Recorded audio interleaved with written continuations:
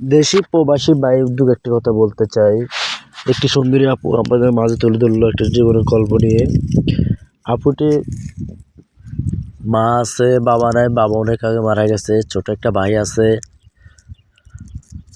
আপুটি একটি জব করে জুতা ফ্যাক্টরিতে। তো আপুর বিয়ে শাদী হয় না, একটা মনের মানুষের জন্য আপনাদের মাঝে তুলে ধরলাম। তো চেষ্টা করবেন একটা মনের মানুষের জন্য দিয়ে দিবার জন্য।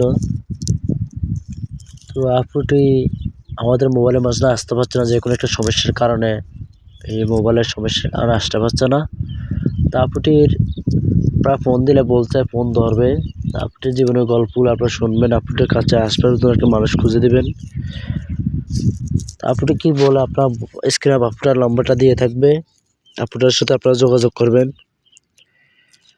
আপুটার জীবনের গল্প নিয়ে আপনাদের মাঝে তুলে ধরলাম আমি। আপুটা কি বলে আপনারা শুনতে থাকবেন।